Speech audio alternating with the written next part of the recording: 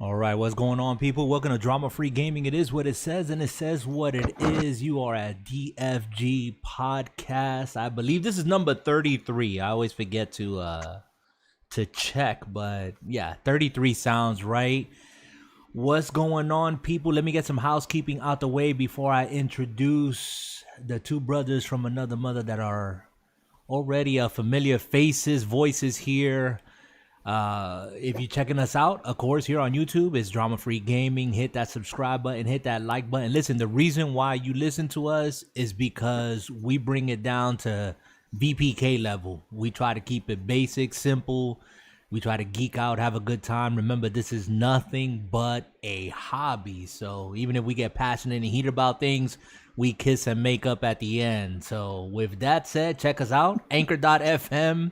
You can check out also iTunes and whatever other podcast services this is pushed out to. To be honest, we're out there somewhere in the cloud somewhere. I don't know, whatever. Anyways, let me get this right this week, because last week he was, really upset about it. Dark Dad 99. My brother from another mother, Jay. Go ahead, Jay. Jump in there and say something. Man, you already killed the thunder before I tried to bring it. I was coming out with the force of a hurricane, and he turned into partly cloudy. Well, at least you ain't try to romance the people this week with your, Oh, nah. Don't worry, people. The romance. Yeah, no, coming. Don't do it, man. No, I'm going to mute you real quick. Oh, come on, man. Jay, good to hear from you, man. Glad you could join us. I know that we were just talking about, we've been talking about a bunch of things, so we'll just get into it. But let me introduce my other brother from another mother, Henyo, who said, let's just get this started. Let's get going. He must be fighting the Sandman tonight, so I don't think we're gonna have a 2-hour banger tonight. What's up, Henyo? Talk to us. What's up? No, this is my favorite part of the week. We get to talk gaming, we get to talk life, we get to talk about Jay's issues. So I'm gonna join this. Was this clown Jay? Okay, I see where this is going. Wow. I'm gonna sit on the far end of the couch. Yeah, sit on the far end, because Jay usually needs to stretch out to to talk to us. So, but guys, what's been going on? I don't care. This first segment here, we usually jump into what we've been playing, but just chat it up. What is it that you guys been up to? How's life treating you?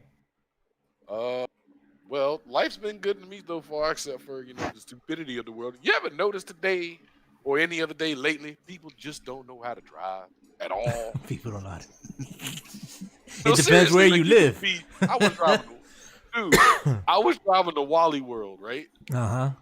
There's a 3-way stop sign. 3-way. And if you have a driver's license, if you don't know what a 3-way stop is, you ought to be punched in the mouth. That means one person goes, the next person goes, the next person goes. That's pretty much how whoever get there first get to go next. Right, you take turns, right? It's about etiquette and politeness. Yeah, so tell me, I'll pull up. I'm second man on the line. Cool. Well, I get there. The guy to my right go ahead and pulls out. Man, there is a Dodge Charger Hellcat. Balls to the wall. I looked to my right and I looked at the car I'm like, nope. He ain't even gonna stop. Guess what he didn't do? He didn't stop. He just kept going.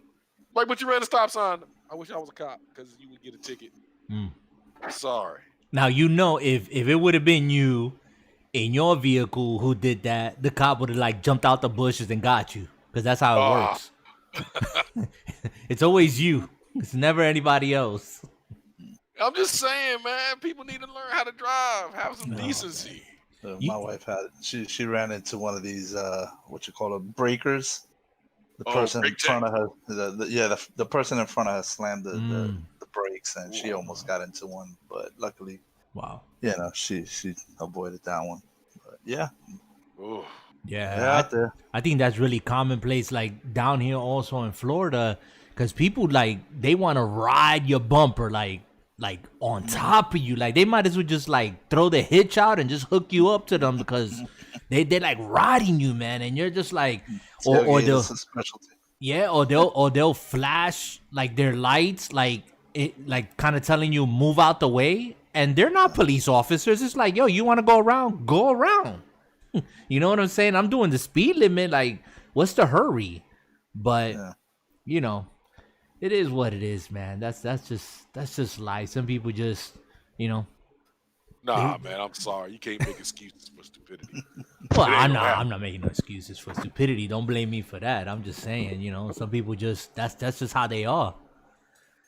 That's just how it is. But what you guys been playing? Anybody been playing any games, anything this week?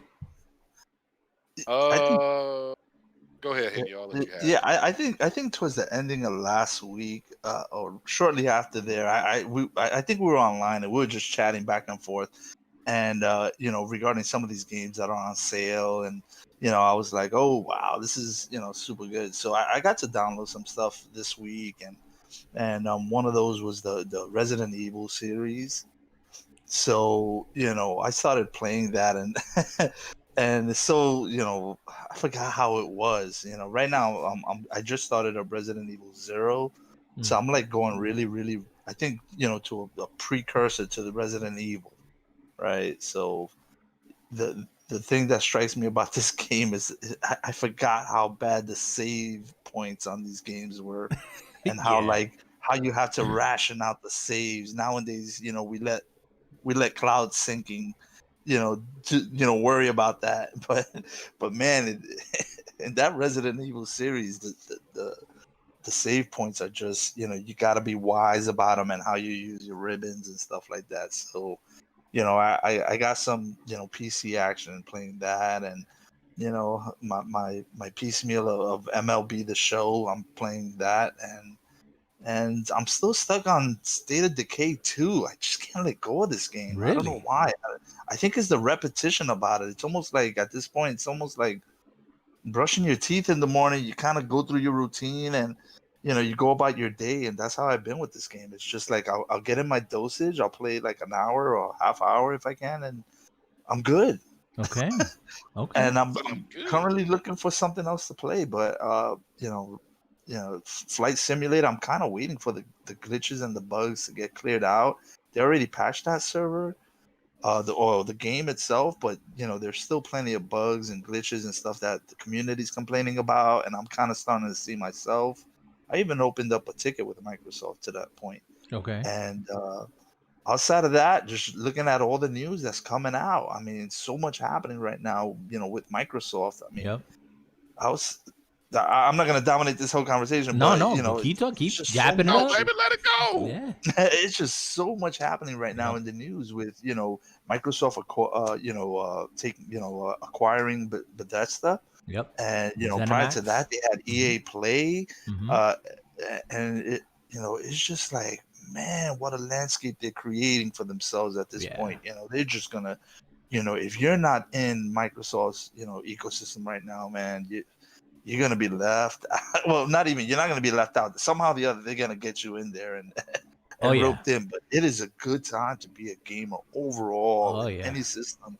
I mean, man, like we were discussing last week, how, you know, normally when you would buy one game, you were stuck with that one game. Man, what a difference! What a difference we're at this point. Yeah, we're gonna get hot and heavy on that topic, because I want to bring a couple of things and discuss with you guys. And again, guys, if you're listening to us wherever it is, hit the like button, subscribe, check us out, share us out with, you know, your mom, dad, grandfather, your niece, nephews, whoever it is, your dog. Just share your enemy. It doesn't matter. Just put it out there. With whoever's willing to listen, you know, just share us out there. But let me say this. I just noticed, I'm looking over at OBS, right? And I'm looking at my CPU usage, right? And I just swapped out from an i5 to an i9 this last week. I popped in that bad boy on Saturday, and I'm laughing here because I'm looking at the CPU usage. Right now it's 5%. Whereas when I was running my i5, it wasn't bad. It was up to like 15, 16, 17%. But man, it's a big difference. Big difference. So I think what you see is also the snappiness of things. yes. In which it just processes like boom. Yes. Yep. Yeah, no, Yeah, I think I mentioned to you when I popped it in and I booted up, everything booted up fast, didn't immediately see it there, but I did notice that it cut the time, like, because when I put in my password, my screen was popping up almost instantly. And I knew I wasn't seeing things when I did it this time after putting in that i9, that it felt just maybe a split second faster. Like I can't explain. It's just something that I know, and it just boom, like it was there. And the same thing like with searching on the internet and having certain tabs open, it was just like it's there. Like yeah, it was. I'm satisfied. So, but I might be in the market here after the holidays and everything kind of calms down and life gets back to some sort of normalcy. Looking into a graphics card, because with all this juice and power, man, definitely got to look into that. So another topic. That's another topic. Yeah, that's another topic. But Jay, what you been playing? Well, I've been more retro lately. Believe it or not, once again, I've been trying to re-get myself back into playing Castlevania. I'm gonna beat the rest of the Castlevania games that's on the Castlevania collection, and then I started playing the Contra collection.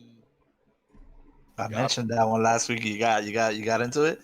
Oh, I've had the Contra collection since it came out.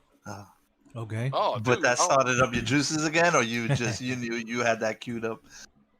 Well, every once in a while I get this itch to just play 8-bit games, and I'll play it any way I can, whether it be on my laptop, my Xbox, my PlayStation. And I've been in a retro mood lately because I'm going to be the first person to say it right now. Besides like a select few games, I'm really not seeing gaming in a big light at the moment. Like there's nothing that's like, ooh, well, maybe one. But otherwise, not really. Not nothing in the foreseeable future. Not this holiday season, anyways, right? Oh, no, not really. I mean, first off, I know we're gonna get into topics tonight, but nah, man. I mean, they got to do better than this. Yeah. Well, we're gonna get into it. We might as well just jump into it on that note. Henyo just mentioned just a moment ago, a lot to talk about. And you guys know here that we try to give another spin. I mean, we are gamers, nothing more, nothing less. We're not developers or anything, but we try to give kind of a different angle, a different perspective. And if we do speak about things, we don't want to just parrot and be an echo chamber, but a lot of news that if you don't follow the industry, if you're not into it, like some of us are, big news. Xbox announced a partnership, I think it was last week, with Electronic Arts, with EA, right? And so EA coming to Game Pass, they're going to have that partnership there. So all those EA games, any games published by EA are going to be there. Now, I don't know if it's going to be specific titles and whatnot, because, EA does what EA does. But that was big news because that was going to bring like 60 games in addition to the 200 plus games that are already on Game Pass. And then the bomb was dropped literally yesterday, the 21st, if I'm not mistaken. Today's the 22nd, 21st of September. You had Xbox announcing that they purchased a company by the name of ZeniMax, Bethesda. And so they jumped from, I believe, 15 first-party studios.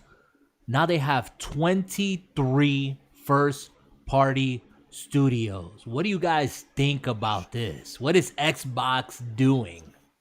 Oh my God! Well, you know me. They're priming to sell printers, and Yes. they got the toner for it.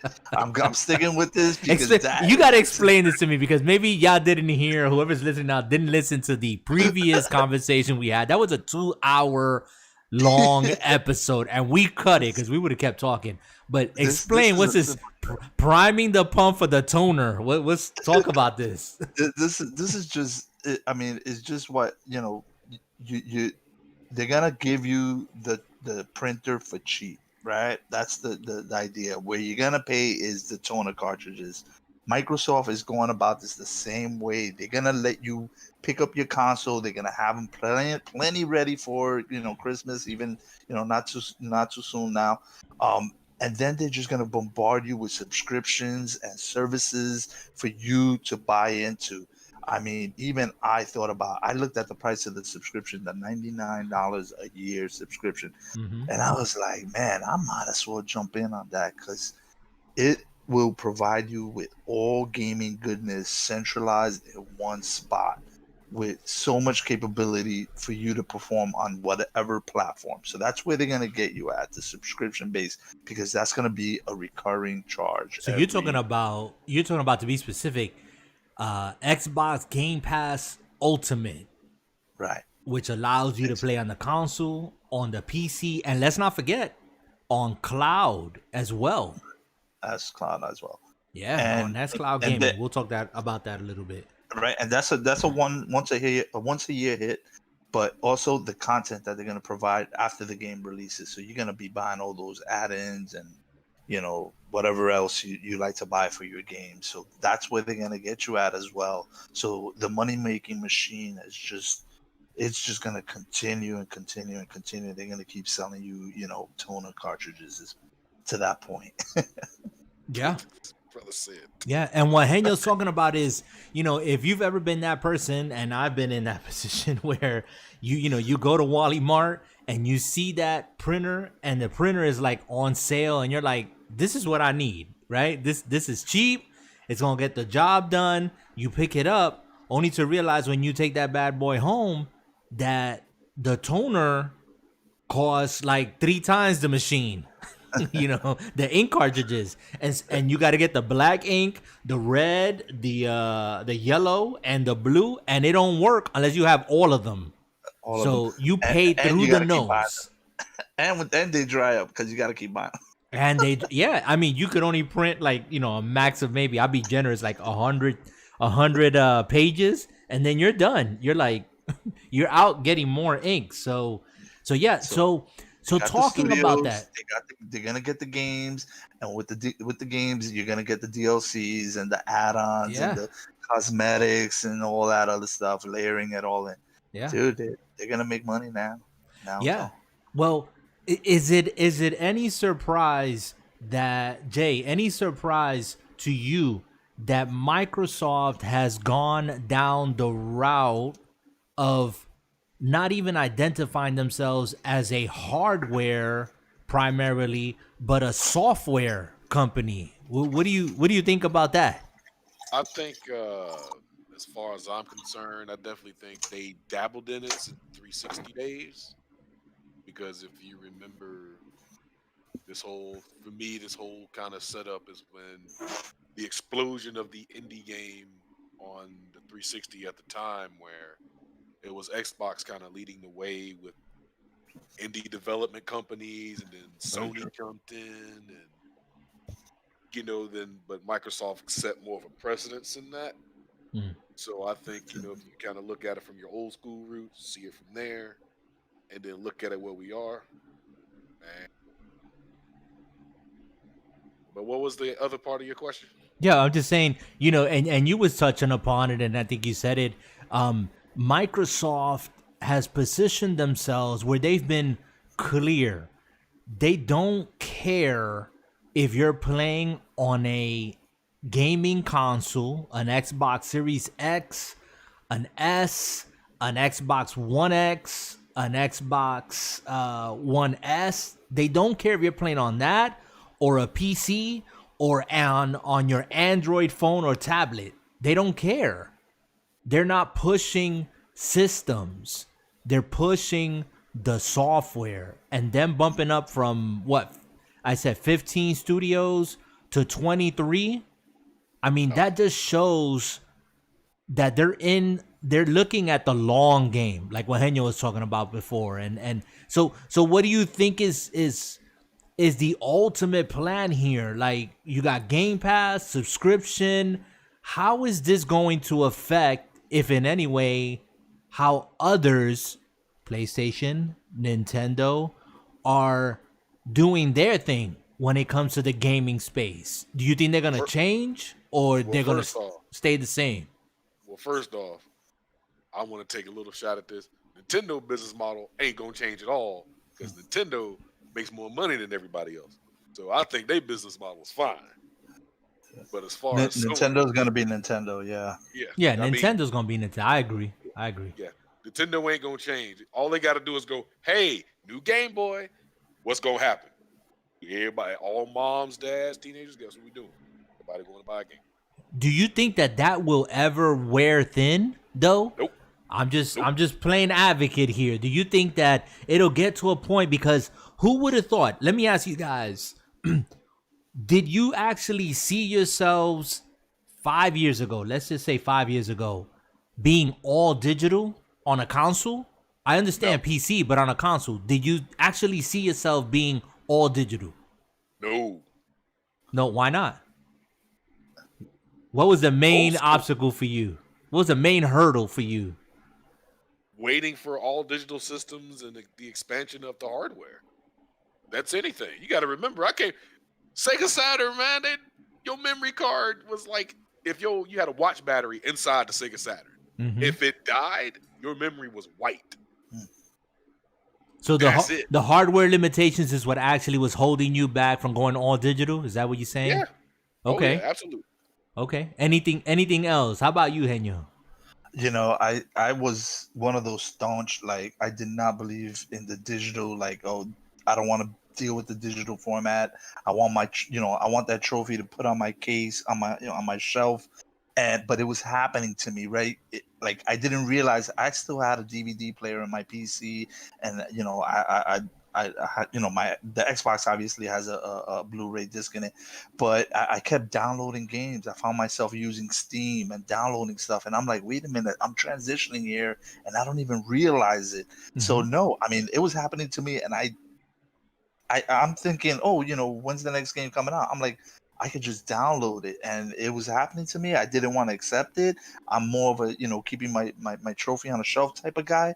I want to see my games. I want to feel my games. I want to resell my games. But the digital, the whole digital format it happened to me, and I didn't even realize it was happening to me. So, no, I didn't, didn't realize how much of an impact it would have, and how I would transition to it. I didn't think of a cutover at all. Yeah, you see, I was like in between where you guys were, like what Jay just mentioned about the limitations of the hardware. Like, I was thinking to myself, I don't have the the high end internet speed, and then what am I gonna do if I don't have a physical copy and I don't have anything to trade in at GameStop? And so I was kind of like from both worlds. But like you said, it started happening to me, and I didn't realize it when I built my PC back in 2017, and I was on Steam getting games for dirt cheap. One of those, like 2 or 3 of the games I got, what was the game? Left 4 Dead 2, Doom, were a couple of games that I got. I got those games for like $5 on Steam. And I was having like great fun, and I didn't even think twice that it was a digital game somewhere in the cloud, that I didn't have a physical copy. Exactly. But if you asked me, yo, are you ever going to go digital or blah, blah, blah, I'd be like, nah, man, that's not happening. Nope. Give me my physical copy. But here I was getting digital games off of Steam. So it was kind of funny. I mean, when we connected on Steam, you were like, you have how many games? Right? What, you got a storyboard, man? Yeah, because we became friends on Steam, and he kind of looked at my library, I guess, or I guess you were able to see the number of games I have in my. Dude, it started innocently enough with just one game. Right. But they throw out these sales, they're giving you the games, and that was the discussion that we had on chat Yeah. earlier last week. You just keep buying these dirt cheap games, Yep. and the same thing again. You can't resist the urge of what the Xbox Pass has to offer, in which Yeah. you're getting all these games, for dirt cheap, for a small subscription price. Granted, it's gonna bump up a little bit, I think, for the certain levels that you're gonna deal with, but. Man, I questioned myself about becoming a full year subscription licensed, pass holder. Yeah. What a treat that could be, Yeah. to get a game on release date, Yeah, day and date. I mean, day. you have 25 studios now that once they get that cranking, which I anticipate fully late 2021, definitely 2022, where you're going to start seeing these first party studios from Xbox just rolling them out, maybe one every 3 months or something. There's just going to be games hitting Game Pass day one there. A game that you would run out, maybe have to pre-order, wait in line, at midnight at your local GameStop or whatever. Now you just hit a button. Not even, you hit the button inside a GameStop on your subscription, and it's downloaded. It's there for you to play. What about pre-orders? That's out the window. Yeah, no more pre-orders. Like, why? It comes with your subscription. Now, I mean, maybe if Microsoft really wants to get greedy, now they take it, they'll create another level of, super access. Now you could get the game before it comes out on Ultimate. Let's talk about that. You brought it up. Microsoft, Xbox has been so consumer friendly. Like right now, it boggles my mind, to be honest. It boggles my mind that for $15 a month, that's Game Pass Ultimate. If you don't want the PC side, I think it's like $9.99, $10 a month just for console gaming. But you're getting all these games day and date. They're there, accessible to you. I mean, they are the Netflix of gaming, is what they are at this point. And I don't want to hear nobody saying that there's no value, that Xbox don't got no games. We got games. It's in there. But my thing is that, do you think that they will increase it? I mean, increase the price. And is it fair? Is it not? Yeah. Well, it depends. How much are you willing to pay on a monthly basis? If let's say the library is 300 plus games strong, and you have 25 first party studios, and nothing is to say that they're gonna stop at that, but cranking out at least a game every 3 to 6 months, how much are you willing to pay for a subscription like that? I mean, first off, subscription like that would be insane. And I mean, honestly, I'd pay, depending on how they set up everything. I'd be willing to pay $30 a month. 30 a month. Okay, $1 a day. About that. I'd pay it. $30. But the one problem with that theory, going back to we were talking about companies, I just wanted to say that the bottom line, though, even though Microsoft they own these companies, all these companies still got to make Microsoft money, and they still got to sell copies. Mm-hmm. So whether it be digital or physical, they still got to get the sales too. So I mean, the way they have it set up, either way, everybody getting money. So let's talk about that, because you're saying about making money, right? And I hear this, and I just want to put this one to bed, okay? Because I've been thinking about this. You got a calculator? Right in front of me. You got a calculator, right? Okay. So let's go low end. Let's lowball it, right? Let's say $10 a month. This is the average Joe. Grandma got grandson, a 1 year subscription, $100, right? Or let's say he got it on discount. But let's just say, for laughs and giggles, $10 a month, right? $10 subscription. Game Pass right now, as of the latest news, is 15 million subscribers strong. What's that math? 10 times 15 million. Hold on, I'm adding zeros. He said I'm adding zeros. Yeah. Just this is okay. This is per year because I already did the math for the whole year. So, my God, I hope this is gonna be like $1.8 billion a year. Listen to that number, people. $1.8 billion a year.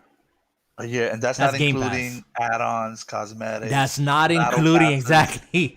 That's not including the rest of the toner that you're gonna get, right? Don't forget magenta. So let me put this to rest, people. I mean, let's use some common sense here, okay? This is not fanboying it up.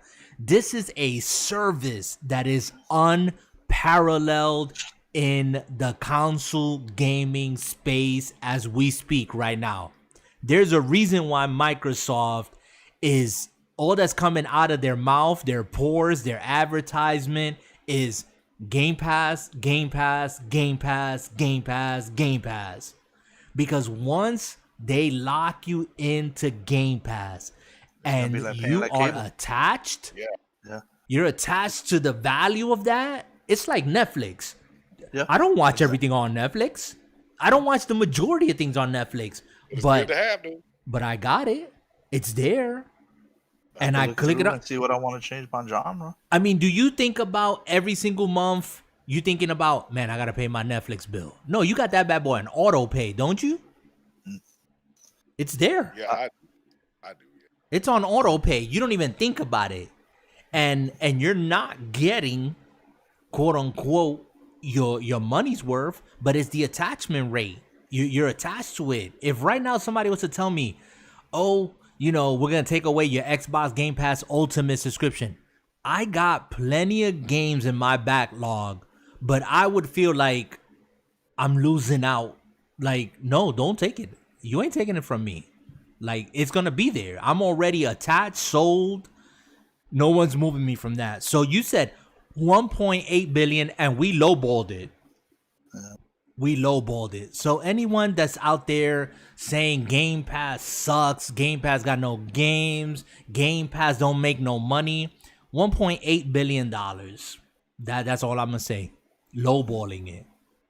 Yeah, and at that, I mean, we're okay with paying that bill. We're gonna pay that bill. We're gonna play the games. Yeah. And from there on out, you're gonna enjoy it. That's what I was thinking about this. With all the news that was coming out, it's like, man, it is such a good time to be a gamer. Yes, definitely. It is such a good time, no matter what. If you're on a console, if you're on a PC, I mean, PlayStation. All right, you're gonna get yours. There's no doubt. I'm pretty sure PlayStation is gonna come out with something. Definitely. If not, they're gonna just jump in the fray and say, okay, you know what? Well, maybe they're gonna hold out on the exclusives. I don't really know what Sony's roadmap looks like. I have no really clue. Yeah. Like I don't follow Sony the way I do Microsoft, but they're gonna come up with something, and they're gonna have to to adjust as well, because there's no way that they're just gonna allow Microsoft to just dominate like that. They're gonna have their share of subscribers. Maybe we're so well off that we could afford both systems. I mean, we're not chained down to just one system anymore. Definitely. And Sony's, let me say, my opinion, people, again, my opinion, okay? I can have my opinion. I think Sony their messaging has been shady, conflicted, not too clear this generation, because at one point they were gung-ho about, if you're gonna play next-gen games in our ecosystem, and mind you, they're 100 million strong, okay? They're not number one, for nothing. They got 100 million strong and then some, fans, people out there that own a PlayStation or multiple PlayStations. I own a PlayStation, okay? So I contribute to that number. But the thing is this, when you came out the gate, you said, if you're going to play next-gen console gaming, you're going to have to buy our hardware. And they were dead set on that. And then they had to walk that back here recently. And they didn't really come out and say it during the presentation, during their last show. But you went on their site afterwards and they said, oh, yeah, by the way, Miles Morales, the new Spider-Man, yeah, it's going to be on PS4. And yeah, that other game, Horizon, yeah, it's going to be on PS4 as well. So, for me, again, as a gamer, like Henry was saying, he follows Microsoft. I follow Xbox as well. I stay in the loop with PlayStation. And I was kind of like put off. I was like, why couldn't you just put that out in the forefront and let your people, the diehard fans, celebrate that, enjoy that, and say, yeah, this is going to be cross-gen. You just had to come out and with the smoke and mirrors and say, oh no, you got to play it on PlayStation 5, only to walk it back. Like, that looks really stupid. That's real shady, in my opinion. It's real shady. I agree. Yeah, because, the pre-orders were a hot mess, and a lot of people were mad that they couldn't get their hands on a PlayStation. Let me move the conversation to that. PlayStation. So PlayStation, a mess. Pre-orders were a mess. People were mad because literally they dropped the announcement that the following day was going to be pre-orders. They didn't even give people a chance to sneeze. It was like, it's dropping tomorrow. And from what I understand, the majority of the consoles that were sold, because the digital ones, they sold out almost immediately. They sold out actually first before the one with the hard drive. And the one with the hard drive is priced at $499, same as the Xbox Series X. And the digital, to be a bit more competitive, they're all digital machine, which is equivalent to the one with the drive. The specs are the same, is coming in at $399. And I have a little theory with this, but what do you guys think about that pricing? What do you think about that whole pre-order mess? What do y'all think about, Sony's strategy? Talk to me about this. Sony and their strategy and their pricing. Well, you got to be competitive no matter what you say. I mean, that's the very first thing, because their digital system is $100 more than Microsoft's, correct? Yeah, but it's the same specs. They're selling you the same machine, one with a drive that costs $100 more at $499 than the all digital box at $399. So you're getting one. It's the same system. They don't have two different systems. They don't have a high end and a low end. They're just giving you that box. That's what you're getting. That's like the one stereo you're gonna buy. You're not gonna have different types of stereos. You just have that one stereo. It's just that one stereo. Do you think in your imagination, in my imagination, do you think that they looked at Xbox strategy at having a low end, cheaper box price wise, and a high end box? Do you think in any world, maybe not this one, because people will jump down your throat because, if you just say anything that gives the edge to Xbox or perceived, you're going to get jumped immediately. But do you think they looked at it and said, wow, that was kind of smart. Maybe we should have went down that route? No. And, don't even kid yourself. You don't think so? Why not, Jay? Go ahead. Argue that point. Defend it. The only thing I'm going to say is this.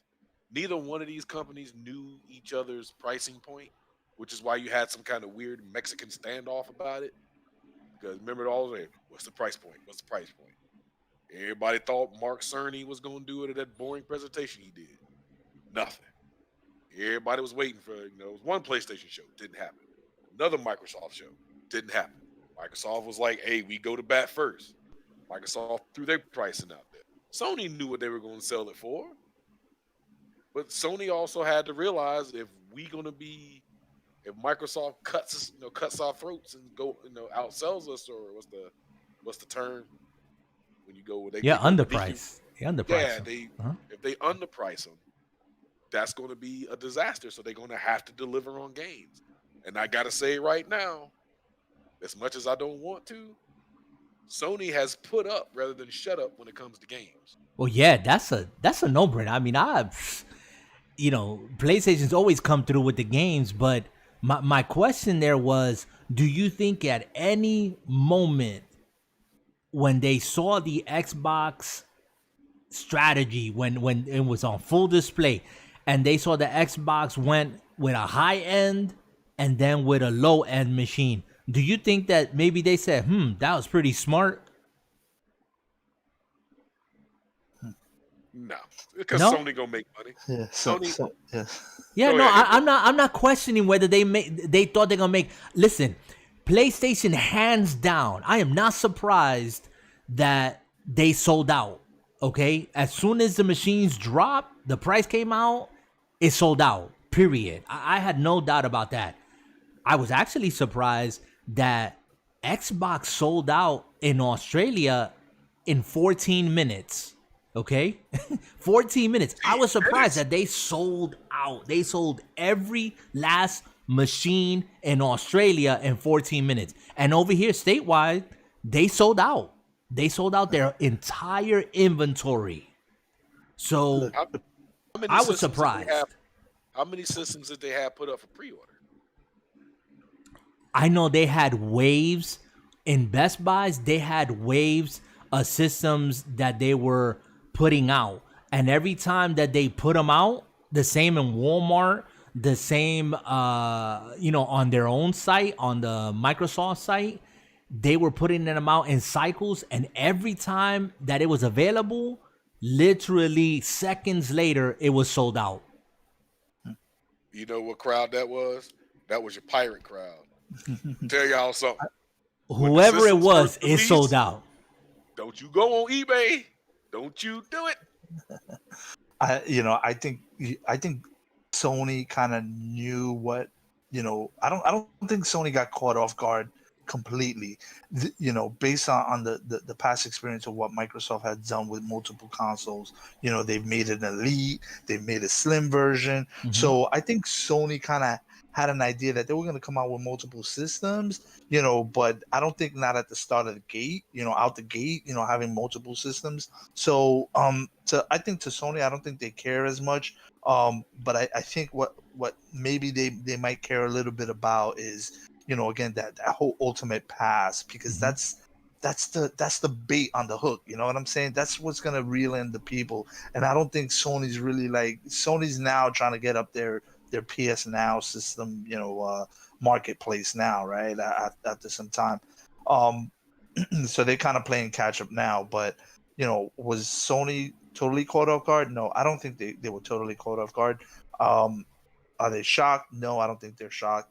But Sony's gonna rely on their exclusive type of gaming and their fan base. They know they got a strong fan base, and I think they're gonna try to sustain with that. I think they, again, people will spend money for both systems. Yes. So I don't think there's that much of a concern that they're going, oh, we lost the battle, Right. because over time, right up front, out the gate, you might win that little race, but at the sprint, they'll catch up.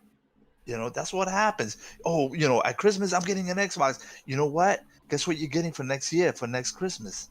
You're getting a PlayStation. Right. You understand? Yeah. And the cycle begins again. Now Sony, all of a sudden, all these people buying Sony PlayStations towards the ending of the cycle of the hardware. But regardless, they still making those sales of the hardware. Yeah. Again, are you making money off your software? That's the difference to me right now. Well, and let's be 100% with this. Whether there's people that want to admit it or not, PlayStation, in a kind of like incognito way, they're doing it little by little. They're easing people into this idea, but their games are coming over to PC. So it's already not quote unquote exclusive to their box. And Death Stranding is on there. Horizon Zero Dawn is on there. So these games are going to show up and are showing up on PC, and that's what Xbox is doing right now out in the open, because Xbox is like, you want to play it on an Xbox? Fine. You want to play it on a PC? Fine. You want to play it on your phone? PC have Windows Fine. on it? You want to play on your refrigerator? Fine. Go play it on your toaster. We don't care. Just be in our ecosystem, and here's a subscription. Happy gaming, right? And so you can't beat that with a bat. Let me backtrack a little bit. Let's think about this one. So Xbox right now purchases flat out Bethesda, right? We're getting a slew of games, right? First party games. And if you haven't played any of their games, I don't know where you've been in this. Do you think? Oh, Do any of you guys think that Xbox are going to hold on to any of these games as exclusive games, or do you think they're going to put them on everything, including PlayStation? that money, so of course they're gonna go to PlayStation. Why wouldn't you? Yeah, I wouldn't. Why That's an extra revenue. That's Yeah. an extra source of revenue. How do you feel about it as a remote, let's just say remote Xbox fan? Are you okay with that? Because I hear some Xbox fans that are like, no, this is what we've been waiting for. Like, hold on to these exclusives. Make PlayStation suffer. I don't see it. For I what? don't see that happening. Suffer for you still playing the game on whatever system. One thing is, I want to ask, how are you making Sony suffer? Yeah, exactly. Well, you know, I mean, That's that fanboy PlayStation, exactly. PlayStation has been, you know, with these first party games, and they're like, oh, if you want to play, you got to come over to our console. And I think a lot of people still have that mindset that Xbox is still kind of in that space of being a fanboy, when they said not too long ago, we don't even consider, with all due respect, we don't even consider PlayStation or Nintendo our competition. We're looking at Stadia, Amazon. You know, these are the big boys. These are the ones that are already in cloud gaming or trying to break into that cloud gaming space.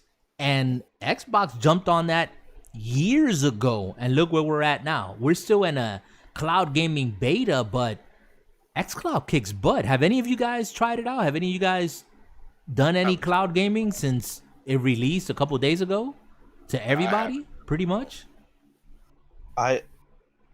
Again, my thing was with the control of it, but I've tried it out. No, I haven't been walking around the house with a tablet playing this. You know, it's just the portability is there, but it's just something that I haven't really taken advantage of. Being home all the time, you know. Yeah. I got the console right here. You know, I got it on. Actually, I got two consoles in my house. So for me to walk around with a tablet or something just to play that Xbox, makes no sense. Yeah. Yeah. But I'm pretty sure once we're out of this quarantine stage that we could, you know, I could see myself definitely saying, you know what, I'm going to start this xCloud up and play from here from the airport, or play from here from the, you know, wherever I may be waiting, you know, because that's where I plan to play it. You know, I did, that was when I got an Android phone, I was like, yeah, I'm going to game on it. You know, that's the last thing I do is play a game on my Android phone. Yeah. But now with the xCloud, now it looks juicier, because I'm not getting the graphics of that Android game. I'm getting the graphics of that xCloud, Right. you know, Microsoft product. Right. And that's when gaming gets real for How me. about you, Jay? Where are you? Where do you land with cloud gaming? Hey, I'm all for it. If I can play my game whenever, however, why wouldn't I be? That's what a gamer's motto is. Your job is to game. It's and there, enjoy right? it. I mean, it feels good to have it available to you, and that's what I really firmly believe. I think that's what we've been talking about here, guys. That to know that it's there, you know, to know that it's accessible is the difference between having it and looking over and saying, wow, that game looks pretty cool to play, but I don't have the money to purchase it. You know, I mean, I don't know about y'all. Like my wallet ain't deep like that to be running out and purchasing 4, 5, 6 games a year. Like I'm pretty selective, but now with Game Pass, that's changed. With Game Pass, it's like the cost of a subscription, a Game Pass subscription is going to be equivalent to you buying 2 games in 1 year. That's amazing, isn't it? Think about that. That's I amazing. know I definitely bought more than 2 games in 1 year. Yeah. Yeah. So you know, I want to add this. Just make a quick point, real quick, go ahead. regarding the Sony PlayStation, and then we could jump off if you want. Yeah. But the only reason why I bought a PlayStation, now I really didn't care about any other game except for their baseball title, the MLB The Show title. Mm-hmm. That everything else that came on a PlayStation was just, I don't know, a little cherry on top. Mm-hmm. I really didn't care about any other, like, the exclusive, the God of War and stuff like that. I really wasn't into it. I enjoyed the game because I had the system in my house. But outside of that, if it wouldn't have been for that game, I think I just naturally would have, not bought a PlayStation. Like it wasn't in my radar. It was like, I got an Xbox. I'm happy with my Xbox. I like the games on the Xbox. So yeah, and MLB The Show's coming next year to Xbox, right? And even less of a reason for me to have to worry about doling out money for a PlayStation. Right. No, and you know what? And I'm with you there. And I'm not knocking PlayStation. I picked up a PlayStation because I wanted to play and experience God of War, like the reboot. I loved God of War before, and when they first announced the reboot, I said, "Oh man, they're gonna sissify Kratos," and I had no interest. But when in that E3, when they had that reveal, I said, "I'm sold. I gotta go get a PlayStation," and I picked it up to play God of War. I'm glad that I also experienced Horizon, Bloodborne, and a bunch of other games.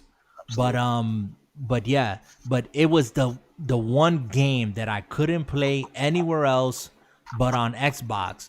But to be honest, I think those days are gonna come to an end sooner than later, because PlayStation, I think, is gonna get with it. They're gonna say, you know what?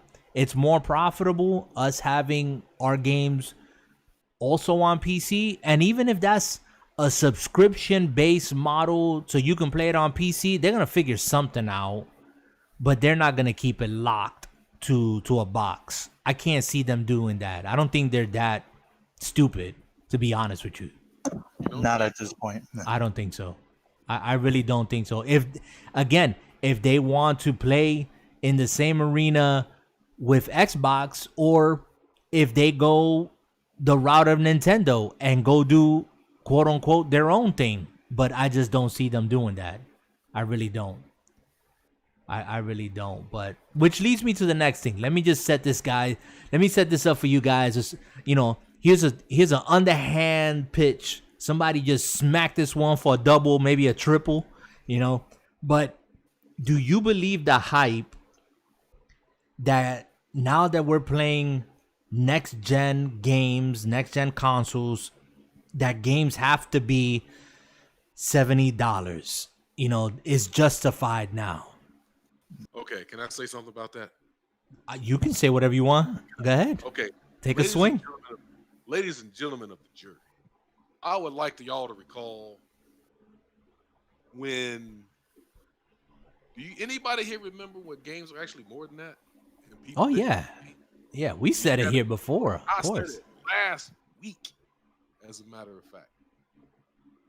Last week, Toys R Us would be selling games for $79.99. There were games out here that were for $69.99. But you guys making $70 like it's a big deal? I was throwing that kind of money at gaming a long time ago. Saturn, PlayStation, getting imports.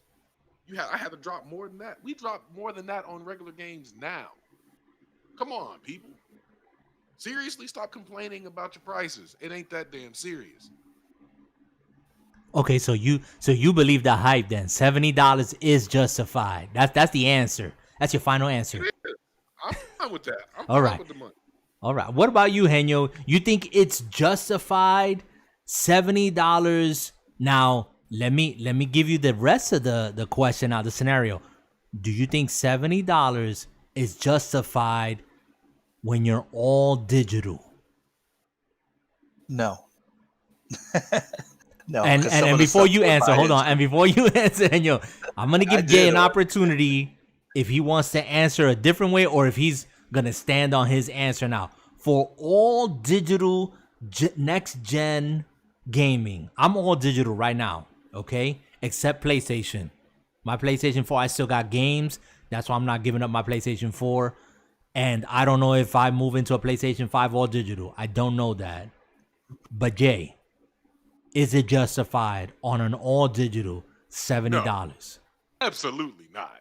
Absolutely not. Okay. So let's give Jay an opportunity to answer, and then I'm gonna let Henyo chime in on this. Oh, you gonna let? Okay, go ahead. You could be nice and proper like that. Go ahead. I agree.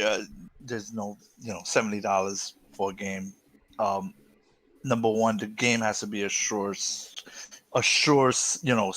like a God of War type, or an exclusive title. That's definitely going to be something that you're going to keep. But because it's all digital, you're going to end up with it. You can't resell it anyway. So no, it's not worth $70 digital. Half of the reason why I would buy the full prize, MLB The Show was because, the 10Ks, the actual CD, the extras that it would come with it and stuff like that. So, that was, to me, that was justifiable. But for digital, no. So no for both of you. So why are people out here just accepting it? People are like, oh, it's next gen and hardware is more expensive, and and this is what I hear. You guys chime in whenever you want, but this is what I'm hearing. Games are there's bigger teams. Games are just bigger. It's taking longer to produce. Studios are 200-300 people. Blah blah blah blah blah blah blah. I mean, on and on and on and on it goes.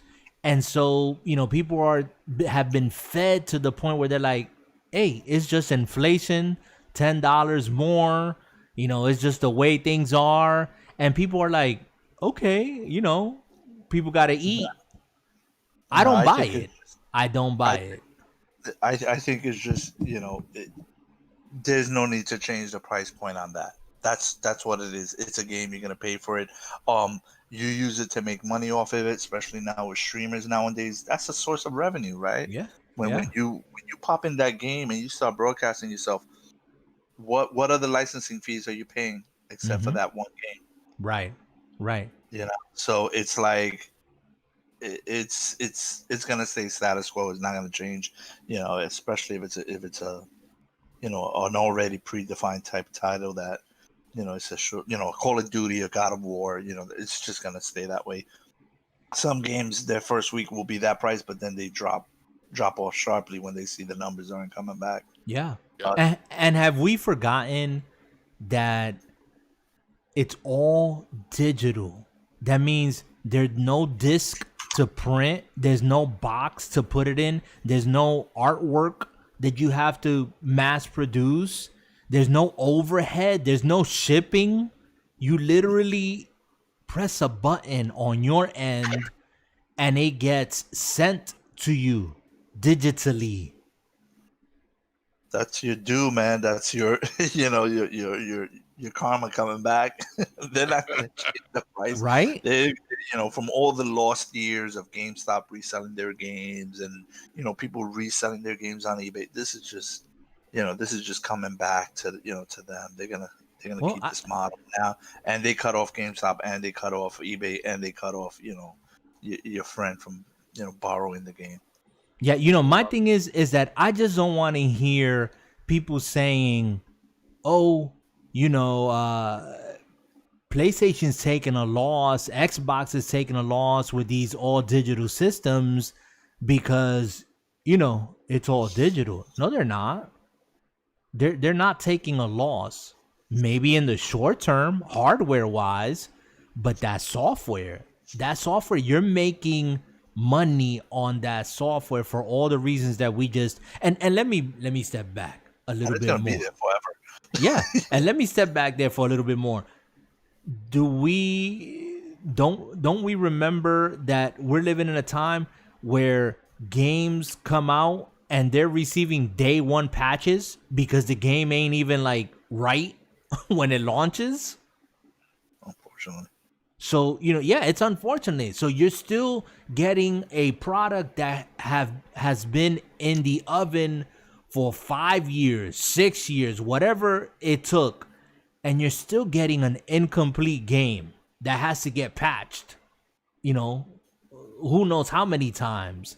So, I mean, have we forgotten that as well? That all of a sudden we're okay with paying $70 for a digital game? If it's an exclusive that you enjoy, that you have history with, you will pay it. Trust me. Well, that's why I go back to Game Pass. Oh yeah, but again, there's just so many factors to this. Number of one, course. Okay, you don't have to get the game. You have to be again, like me, like Yeah. baseball. I'm gonna get it that day. Does everybody else get it that same day? No. You know when they get it? When it drops in price to $29.99. Right. That's when they get it. Right. Because they're not vested to the game. They're not a streamer to the game. They're not they don't stream the game. They don't want to be that day to open up, to feel that first, fresh new game of the year, Right. Your new roster, your new, graphics and stuff like that. You will pay for that. Is it right? No. Is it justifiable? No. For a digital copy, but you're all in on that game title and you know it. Yeah, I feel you. I'm not knocking it. I'm playing advocate here because I've been that guy. I've gotten the special edition of games, and thoroughly enjoyed them and did not mind paying more than $60 for the game and got my money's worth, and enjoyed it just to have it, like you said, on the day. And my thing is, okay, so you're selling me the $70, digital copy. So when you sell me the $99 copy, what are you giving me? Are you gonna send me a hat through the mail and a sticker? Yeah. Because I won't have a Yeah. tin, case for it. Yeah. Well, that's where I think, my opinion again, where I think that games hard copies are not gonna go away. They're gonna be there for the diehard, for the collectors, the ones that need the tin can, the art book, the statue, whatever. It's gonna be there. About that? Yeah, go for it. What's being built off of all this digital stuff, ladies and gentlemen, is a collector's market. I mean, legitimately, if you guys thought the collector's market was bad now, just wait until some of these games from the 360 and the Xbox One era that are super rare that you can only get on hard copy. Watch how much they go up in price. Yeah. Oh no, most definitely. There's a chance hard copies could go up in price. Yeah. So I mean, like all these people going out and buying all these systems. Everybody thinks I need to get that money now, but everything is going to become a collector's market. That's how gaming's been. With Nintendo, it was the same way. When NES went down, it's the end. Super Nintendo's here. And then so on and so forth. I mean, it's been proven time and time again. Yeah. No, it definitely brings a perceived value. I mean, for the collectors, for those who are into preserving the history of gaming, someone's always gonna benefit somewhere, from a market. So that's my opinion. Why I feel like hard copy games are not gonna go anywhere anytime soon, unless all gaming companies just go completely digital, which I don't think that's gonna happen anytime soon, if ever. Oh, absolutely not. Yeah, I think there's always gonna be, quote unquote, a hard copy somewhere, a limited run of things. And I don't go and get the special editions with the statues and stuff, but there's been one or two, like I said, occasions, and I've done it digital, where I know it's a game put out that I've put good time in, and I'm like, you know what? I'm going to give the extra 10, $20 for, the season pass or the expansion or whatever. Is well worth it. And it is no sweat off my brow. But I'm not in that scene with collecting or having to get, the super duper ultimate rare edition, and wait for the sticker in the hat in the mail. That's not me. I'm not gonna do that. So, but let me say this. So, circling the wagons back to Game Pass, is do you think that that's something that Microsoft foresaw, excuse me, that they were like, our games, where are we gonna make up the money? Games are gonna have to go up in production because companies are bigger. It's taking more time to make games, more people to make games. Instead of $70, $80 a game, let's just make it a subscription. Do you think that was probably part of that brainchild with Game Pass Ultimate? Yeah, with the whole cloud, the cloud. I mean, it happened a long time ago, but it's now that it's really like coming in. I remember first hearing about the cloud, and for us to think that we were gonna put company assets up in the cloud was just ridiculous. It was like, there's no way we're gonna put data up there, and it's too slow to get. It's how do we know that they're not gonna get hacked and stuff like that? So from my professional career standpoint, you kind of laughed at it in the late 90s, like, hell no, there's no way we're going up there. Right. Because there was no the infrastructure wasn't there. And I think as Microsoft kind of developed their infrastructure, Azure and so forth, Right. OneDrive, the storage solution that they have and stuff like that, they started saying, you know what, we could actually build a catalog, a library along with with the hardware. Well, not hardware. Mm-hmm. Now it's all virtual servers, but as they saw the virtual servers going up and how they were able to handle data and the virtual servers, they were like, there's no reason why we can't house all this software in our cloud environment and distribute it. But again, that came after the internet got faster. 5G is now arriving, and your bandwidth got bigger, and your internet provider started providing faster speeds and stuff like that. But trust me, when cloud actually began, no one was like, I'm not, you would expect me to stream that on a 10 megabyte line? Yeah, that wasn't happening. That's the technology. Actually, it probably was 100 megs, but even still, that was the top of the the bandwidth that we had to play with. So it was kind of like, it was almost laughable to think that I'm gonna put everything I own up in the cloud, Right. And but it's evolved like that, and I'm my company's experiencing that too, in which they're moving away from physical.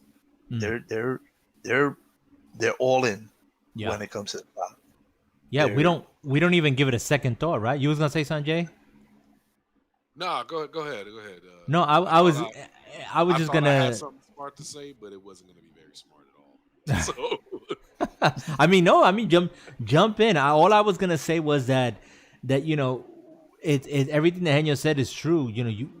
I'm just trying to give a perspective here, people. Sometimes we put our eyes on the here and now, and we look at what we have and we go, wow, this is amazing. And even then, we limit it to what it is now. When this was someone's brainchild, mastermind idea way back in the day, when the infrastructure wasn't there, when the technology wasn't there, it was a dream. And to work on it, Microsoft has been working on this for decades, bringing it to where it's at now. And I could only imagine what is going to be 5 years, 10 years from now? Because I mean, technology is moving so fast. You know, things that you get now, your phone, your computer, graphics card, CPU, whatever it may be, it's outdated in a matter of months. Yeah. You know? And so again, before we start knocking PlayStation or Xbox or this or that, you know, take the long view sometimes and say, wait a minute, what can this become? I know what it is now, but what can it become? And I look at Game Pass and I'm like, I think PlayStation, Nintendo, anyone else, if they haven't like stood up to pay attention and try to copy this, I don't care if they call it something else. I want PlayStation to take this idea and run with it, and you know what? Make it better. I'll subscribe. What are they going to offer that isn't already on Xbox other than an exclusive, which they're already kind of giving way to? Exactly. So, you know, will it be one big universe of gaming? You know, catalog gaming. And, I mean, they'll never unite. But no, I mean, think about you're this. Just picking sides. It's like you know. I mean, think about this, Henyo. I think about this.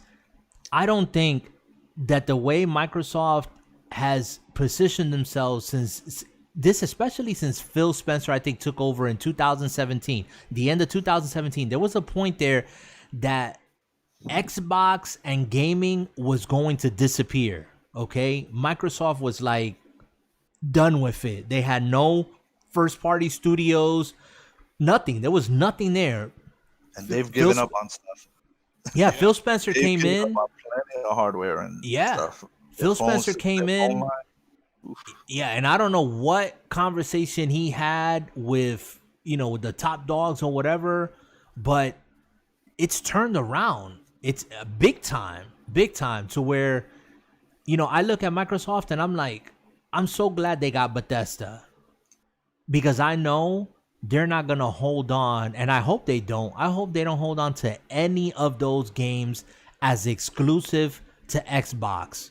I want those games to be on PlayStation. I want them to be on Switch. I want them to be on ColecoVision. I don't care. I want them to be everywhere, because that's going to make Xbox stronger and bigger, make it more money. And more money means more games, and more games mean they can pass on those savings to me. That's how I see it. Their money though. That's how I see it. But why why acquire something and then share it out? Why not? Why not acquire and share it? Well, now you're binding your subscribers to your service only. You don't have to worry about, you know, so to speak, competition.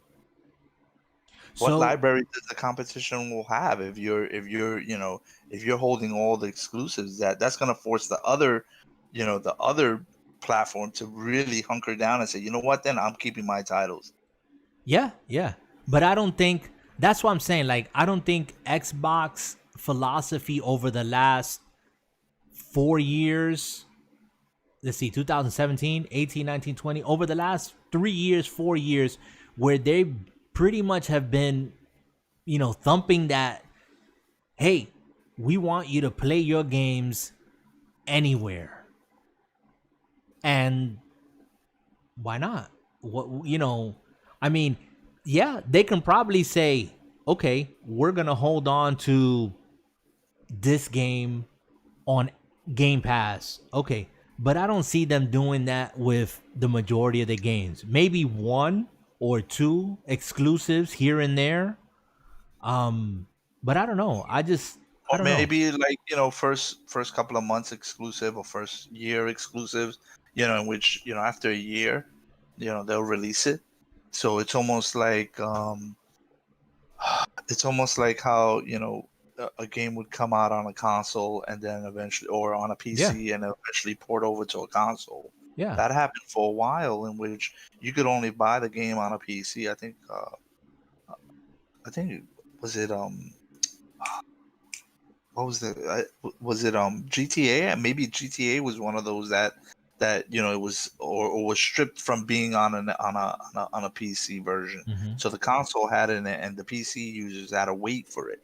Mm-hmm. And then eventually it came out. It was it was that way around, in which the Well, console had the actual game, and then when the developers got around to it, they said, "All right, here it is for the PC." well, I think it was I was listening to IGN Unlocked, their Xbox podcast, and one of the things that was said there that I think I'm gonna echo this was, and I think it was Ryan McCaffrey, excuse me, was saying that look at a game like Elder Scrolls Online, right? That game sold like hotcakes, you know, Yeah. and you can make the case that okay, if Xbox now holds that game exclusive to Xbox, it's gonna bring a lot of people into the ecosystem just because of that one game. But the opposite is also true. You can have it exclusive on your system, or you can have it as a timed exclusive, or you can just say, hey, you know what? You can play this on PlayStation. You can play this on Switch. You can play this on PC. You can play this wherever. And it's going to make a ton of money as well. I mean, I'm really curious which way Xbox is going to go about some of these titles that they're going to now have. Are they going to go down that route of, and I see where you're coming from, Henyo. It's going to be exclusive because we want people in Game Pass Ultimate. We want them here. We want them playing. Hey, I'm all for that. Or are they going to go the route of, yes, you can get this if you're already on Game Pass Ultimate, PC, console, wherever you want to play it, you're already getting it on Game Pass, or you can go to PlayStation or wherever else and pay $70 for it. Mm-hmm. I'm curious. I'm curious which way that's gonna go. Well, I'm not making money off of it. Well, actually, I bought my one share of Microsoft. Yeah, you did. It went up like $5 the moment you got it, right? Yeah. That was as soon as the news broke, and that's all. I literally had enough just to buy one share. Wow, you should have called me, man. We would have like Sort of, pulled our pennies together. yeah, that was sort of something that I do. Like it's almost like a video game to me to put, Yeah. to buy those stocks. Buy cheap stocks. Right. So I said, you know what, let me have fun with this, and I bought one stock of Microsoft. That was cool. And I'm seeing a profit so far, and Hey. I don't think I'm gonna stick around. I'm gonna hold on to it very long because after all, it is only one share. Right. I don't think they're gonna reach. I think their stock right now is at like $206 or something. Okay. I don't think it's gonna double anytime soon. Not at least for another. You don't think it's gonna peak? You think it hasn't peaked yet? I need those $200 more than I needed to peak. Oh man, that's funny. That is funny. But yeah, but yeah, a lot to say. Go ahead. I was making money off this. Yeah. Unfortunately, they're the ones that are gonna make money off me. It's gonna be the other way around. So, I'm okay with it. I mean, it's just, again, I was mentioning this earlier. It's a great time to be a video gamer. Yes. You can't complain no matter what platform you're on. You're gonna get what's due. The new video cards coming out, PC players, they're never gonna be happy, but still they're getting titles in, they're getting the hardware that's gonna really play out and bloom all these games out, and I think the next step probably will be the modding community, really pushing the hardware again, because that's all it always comes down to is, getting a vanilla game on the PC side and just, start modding it to look like a real, really good looking game. So, you can't say the same on the console. You're going to get what you get, but, you got an array of games on the consoles. You can't complain about if you're bored with one game, man. You could definitely jump onto another. So I mean, just overall, Nintendo's being Nintendo. I haven't even played a Nintendo game. I'm about to jump into Nino Kuni on Dope, dude.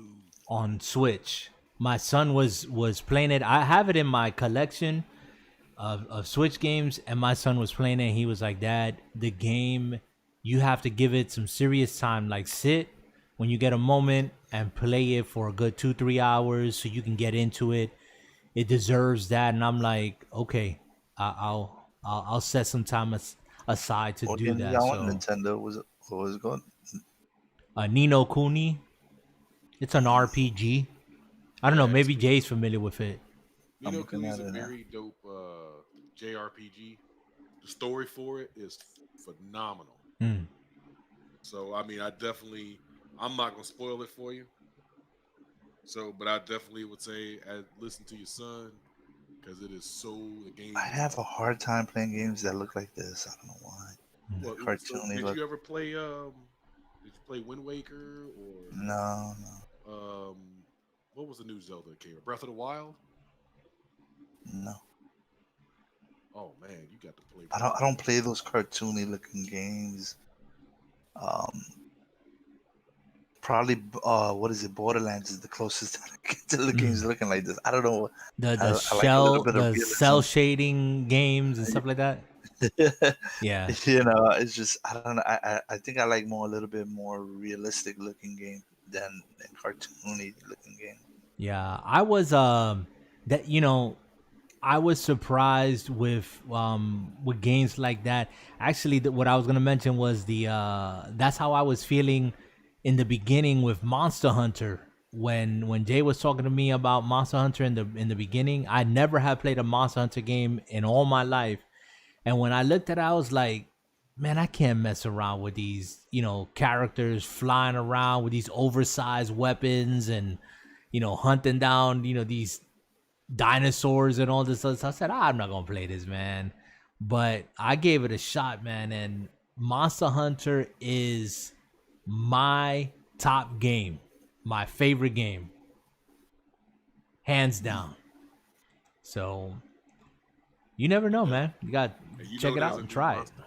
There's a new Monster Hunter going to be on the horizon. Yeah, that Monster Hunter Rise. It's going to be on Switch. Yeah. I definitely recommend, if you guys are Monster Hunter fans, I definitely recommend it. Yeah, I just can't. If you're going to play that game, get yourself a controller. Because those little nunchuck looking Switch controllers to play Monster Hunter is just not. I can't do it. Yeah, that too. I noticed that about that. They're really small little controllers. But you can get an 8-bit regular size controller. Yeah. It's called 8-bit Duo or something like that. It's like a little adapter. It has like a dongle, and you can put it into your either your Switch when it's undocked if you have the OG Switch, and you can put it in there and you can use any control. I use a Xbox controller to play my Switch. Oh. Yeah. Yep. It's I think it's called 8-bit Duo. Is the adapter or something? You plug it into the USB port, and you're good to go. Nice. I know we're coming to a close here in a little short, but I Yes, want to say this as a good note. My younger generation, you guys should be lucky that you have the world of gaming that you have now. Yes. From where most of us three older gentlemen with the gray hairs going from our faces and our beards, we came from Tiger handheld games, Nintendo. The closest thing we had to this back in the day, and I said it once and I'll say it again, we had Sega Channel. This was about the closest thing. We had stuff like that, but you guys, thank your blessings for what you have. Because, this might be the final generation of gaming. You don't know. Things might go to PC and the consoles may end. So enjoy it, please. Jay's nightmare is that things go to PC and that's it. And then he has to cross over to the dark side. Come, Jay. Come to the dark side. Yeah, I'm coming. You're already there. You just don't know it. You know, a lot of gamers today, you guys rocking out with PlayStation 5, Xbox Series X. It's a PC. It's a closed box. You can't upgrade it and whatnot, but it's a PC, man. The lines are getting so blurry that people just don't even realize it. Don't hold on to the plastic because that's all it is. It's plastic. But yeah, like Jay was saying, I gotta echo those sentiments. I'm at a place in my life where I'm like, now I can play any game that I want. I just ain't got the time. I don't have the time. You know, we have subscriptions, we got games at our fingertips, but I don't have the time. I have to be selective about what I play. If I play something, I touch it, I enjoy it, but 9 times out of 10, the only time I stay with a game is a game that really engages me, and that's the game that I'll see through the end. But those are far and few in between for me at this point, you know, because I'm not going to play a game just because, oh, I'm obligated to play. No, it's just, you know, that's the times we live in. Have fun. If you're in that position, great. If you're in the position where, you know, you got to be selective about your games, that's also great. You know, if you're a COD player or a Madden player or, you know, MLB The Show player, and that's the only game you play for the entire year, do you. We live in a great time of gaming, and we're just hobbyists. This is our hobby. We're like kids. Hallelujah. You know, we're kids in a in a candy store. You know, we don't know what to do with ourselves. He's preaching now. Yeah, man. Oh man, sorry about that. I just we had to let it out. We had to let it out. But I guess it is a great time for gaming, man. It's awesome, man. It's awesome for us to get together and just chat. It's just great. It's great, dude.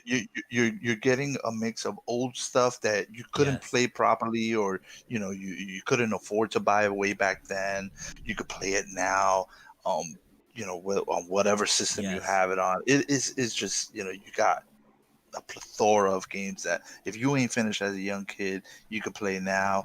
Or if you're a young kid now and you want to you want to see what those old school guys are talking about, you could play those old games now in a good system. So it's good gaming goodness. Yeah.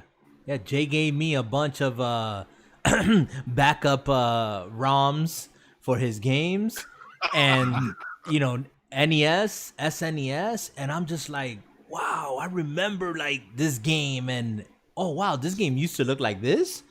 And then some other games that I had no clue were on the system, and it's a joy. It's a joy to go back in and play and go, wow, this is great. This is just fun. And when you go old school gaming, you realize that a lot of the new stuff you're playing is really old stuff. It just looks better, handles better, but it's old school. It's old school stuff. Hey, look, once again, I'm a old school gamer for a reason, guys. That's what I love to do, and there's nothing like it. Yeah, it's comfort food for Jay. Jay's like taking out that Rocky Road ice cream, sitting on the couch, and just just going at it.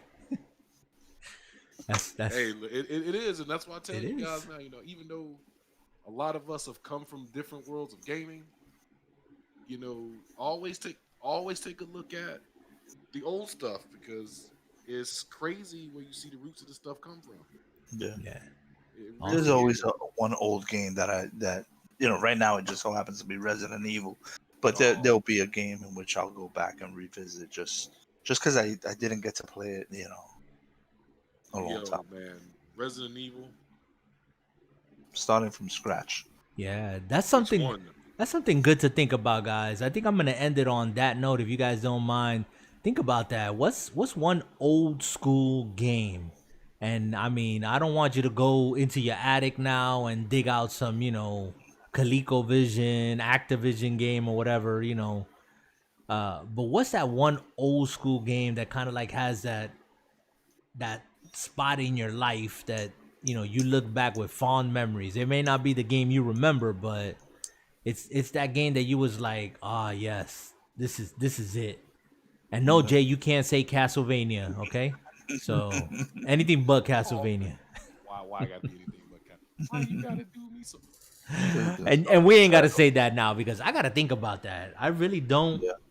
I really don't know right now. I have to like really think about a game that if I pop in right now, I'd be like, oh yeah, I remember this game. Like, memories start flooding in. I have to look. I definitely have to look and think about that one. So if you want to impress me in gaming, if anybody wants to know, once again, you heard me once, you heard me again. Sega Saturn. That's my one true heart. That's where my heart belongs in gaming. That's a system I didn't own. Yeah, oh man, neither did I. I had to go to my friend's house to play it. Yeah, I never owned it. I hooked up Sam with a guy called Sega Lord X, and he did a video on the downfall of the Sega Saturn. Do you remember that video, brother? Yeah, I remember watching that. And I definitely recommend, if you want to know about the Saturn and why it fell, you definitely should watch it.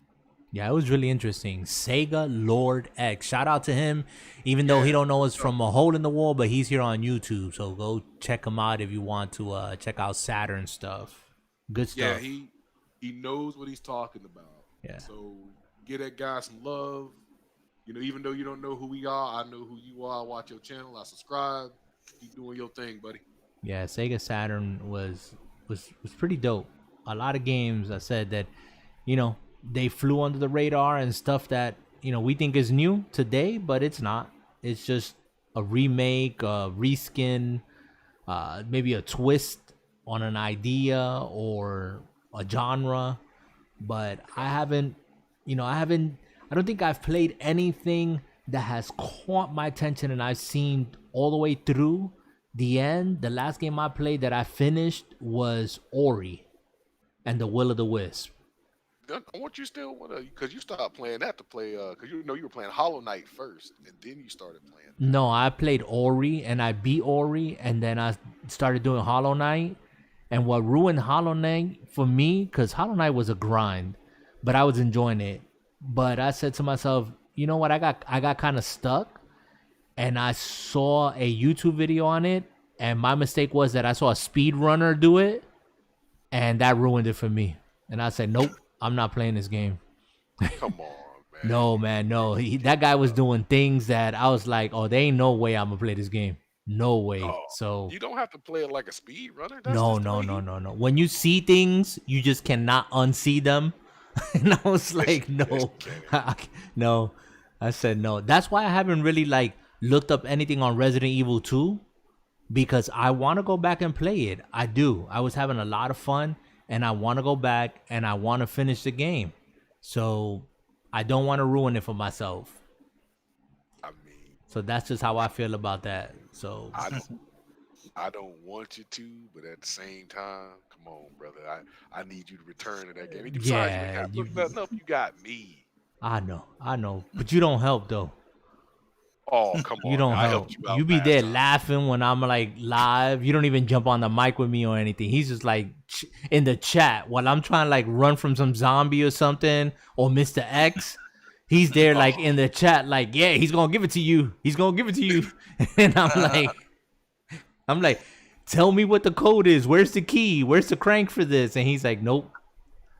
But hold on now. I ain't never done nope. I be like, yo, do this, do that. And then you look at the last minute and be like, oh, well. Yeah, no, because I don't pay attention to the chat when I'm playing. It's too intense, man. That's not my genre.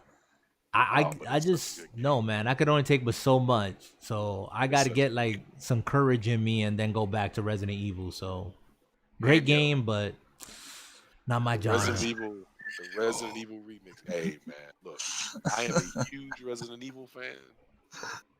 I have everything from, what do I have? I got the HD remake. Yeah, you love all that creepy, scary stuff. I don't like to be scared. I really don't. Microsoft, I want to thank you for acquiring the Evil Within series. Yeah, you see, I wouldn't touch Evil Within with a 20,000-foot pole. Oh, Evil Within. Oh yeah, I've always thought about that game, but never really played it. Nah, man, not me. You can't pay me to play games like that. No. Like all these Blair Witch Project games and the Medium and what's the other one, Scorn or whatever that's come. I ain't playing that stuff, man. I love Evil Within, Resident Evil, Dead Space. No. Those are my games. Nah, I can't. I just. Resident Evil Village. I'm going to play that, even though I haven't played Resident Evil 7. I would love for you to play Resident Evil 7 and Resident Evil 8 Village and stream it. I would watch you. Oh God, man, I'd be up, man. Come on. Now. I would watch you playing that game. You would probably watch me if I started streaming all the horror games. You would probably watch it. Just to be like, I just need to get it out the way. I'll watch this dude. Yeah, I'll just watch you and just live vicariously through your gameplay. That's it. Well, I tell you what, ladies and gentlemen, for the foreseeable future, you heard this first. If I get a setup where I can stream and play these horror games, he will watch. I'm gonna hold him to his word. I'll watch. I will watch. Yep. I will watch. Hey, we're supposed to hook up on The Division, right? Yeah. Oh man, yeah. That ain't you talking old school for us. That's No. I thought we were gonna hook up over the week, but cool. You gotta put it out there, man. You know. I did. I installed the game the other day. Yeah. We could run something. Hopefully this Friday. If you want to get together, then just let us know. Yeah. And besides, saying I got the game installed is not the same as saying, "Yo, let's play some Division." Get bust your chops here. Yeah, just hit us up and we'll be on there. And guys, with that, I think I'm gonna wrap it up. If anybody else got anything to say as we are about to dismiss ourselves, anything from you, Jay? Just once again, you guys keep an eye on the gaming market. Don't believe what every developer, Sony, Sega, whatever. Don't believe the hype and don't believe their words. Do your research. Remember, it's your money, it's your time. There it is. It's your game. There it is. See, there it is. I'd be waiting for it to be like singing like the Blues Clues song. Now it's time for so long. But we'll sing just one more song. Wait, how do you know the Blue Clues song? I ain't heard this song. Hey, I grew up with all that stuff, man. Blues Clues, Veggie Tales. Oh nah, see, I do know all the songs. My kids know all them songs, man. I know bits and pieces. They can still sing them today, and they're all 20 plus years old. So in unison. Anyways, Henyo, how about you? Anything else to say before we clock out? No. See you guys next time. Till then, game on. Hold on. Henyo, if you don't put no seasoning on that word right there, try that again. Put some seasoning. That brother's ready to collapse. Thank you for bringing the. I've been up since 5:30. Yo, thank you guys for sharing, for being here. Hey, it is the highlight of my week. I enjoy hanging out with you guys, at least chatting it up here and hanging out with y'all. If y'all listening to this again on the back end, it is Drama Free Gaming on YouTube.com. Check us out again on Anchor.fm and everywhere you listen to your podcasts. Go look us up, DFG Podcast. And with that, I think we're gonna wrap it up. Oh wait. What? I'm sharing it out on my Facebook account. Cool. Thank you to those who are still subscribing and listening to us. We for sure. We see you. I thank you. Spread the word. If even you get one person to listen to us and they enjoy it, that's a thank you. Definitely. We're here just to, again, primarily to entertain each other and to entertain you and just keeping it real. And as always, do good, be good, and keep it drama free. Later.